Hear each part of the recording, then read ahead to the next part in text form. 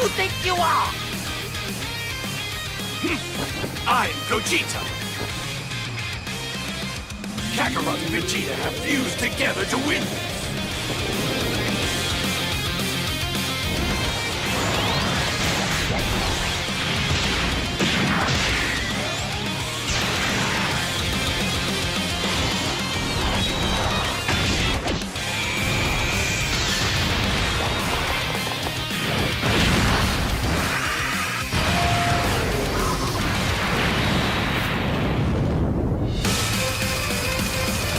Behold, this is Golden Frieza, the last thing you will ever see.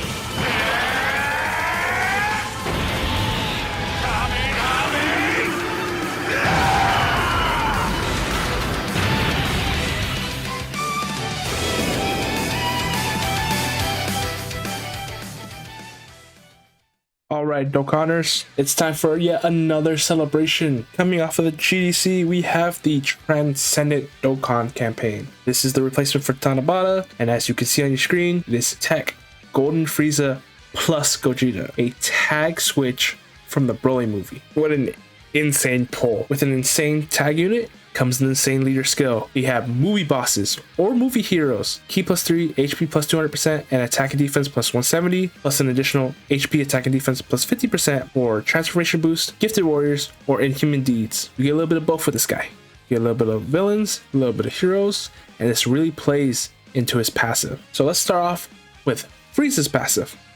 Frieza's passive, Golden Power, is attack and defense plus 250%, an additional 2 ki per ki spear obtained, and a base damage reduction of 70%. And for 5 turns from entrance, he has guard. 70% damage reduction and guard is insane. Now after 5 turns, this becomes a 70% chance to guard. Now here's where things can kind of get tricky, not really. With 4 or more extreme class allies on the team, or just another movie hero or movie boss character on rotation, guaranteed additional super. Anyways, for every attack received, attack plus 150% and crit chance plus 10% within the turn. Meaning if you line them up in slot 1, and there's a ton of attacks, he's gonna hit like an absolute monster truck. Then whenever guard's activated, defense plus 20%. So 5 hits gets you up to the maximum, which is 100%. Now for the easier restriction. With 3 or more superclass allies on the team during this character's second turn, or on turn 5 from start battle, Frieza will change AGL and STR key spears to tech, and then either physical or int key spears to rainbow. And then you'll get Gogeta's exchange animation. Now before we get into Gogeta, let's take a look at Frieza's super attacks. 12 key, we got Psychokinesis, a 50% attack raise for 1 turn, colossal damage to the enemy, and lowers attack and defense by 20%. For the 18 key, we got Death Beam, another 50% boost to attack for 1 turn, mega colossal damage to the enemy, and a 30% reduction in attack and defense. Also boost ally attack by 50% for the turn, self-excluded. Luckily, they cooked with this one. Now let's take a look at Golden Frieza's super attack animations and his exchange with Gogeta.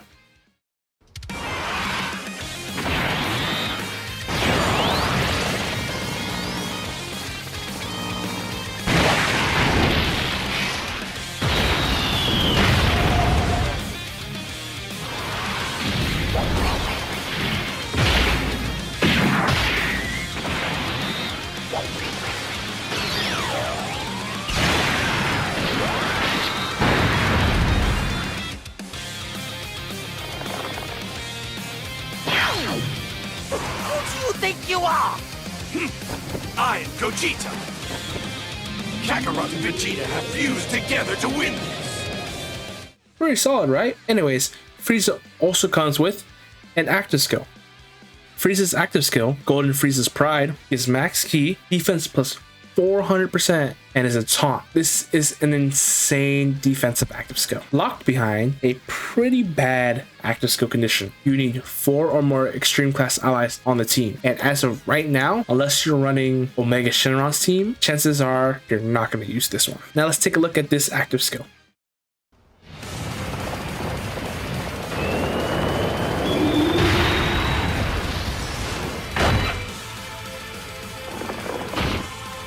Behold, this is Golden Frieza, the last thing you will ever see.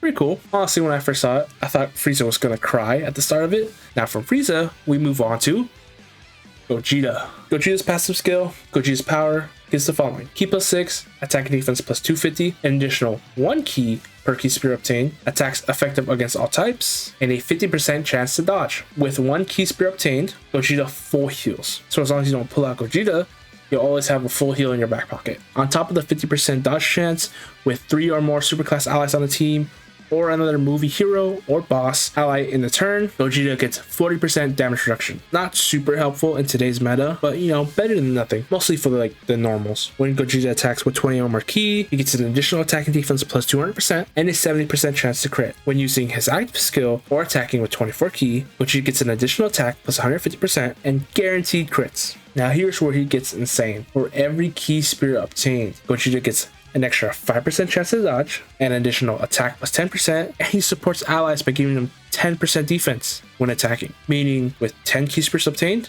guaranteed dodge. For every 5 key spears obtained, guaranteed additional super. So you can have an additional 4 supers, not including the base one and the hidden potential one. You add those together, you get a max of 6 supers in the turn. Speaking of supers, Gogeta's super attacks are as follows. His 12 key meteor attack greatly raises attack and defense for 1 turn, so 50% raise, and causes classic damage to the enemy. So imagine 4 of those. His 18 key super, the Gallic Gun, raises attack and defense by 100% for the turn, causes medical loss damage to the enemy, and raises allies defense by 50% for the turn. Now let's take a look at Gogeta's super attack animations. Bring it on!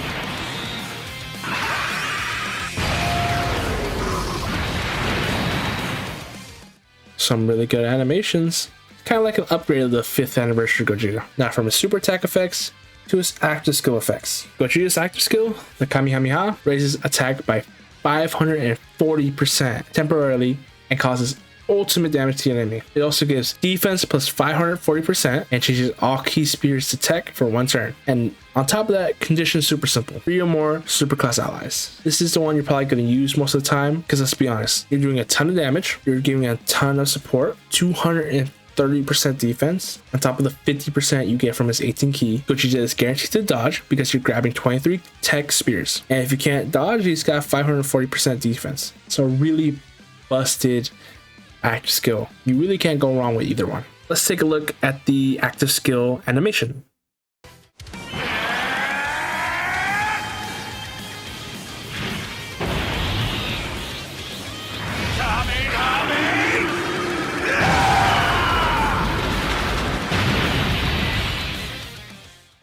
You know, Super Saiyan 4 Gogeta may have blown the budget when it comes to animation, but this is still really good. Now, I don't have any link skills to go over because they just announced the character, but we could take a look at the insane amount of categories this character's on.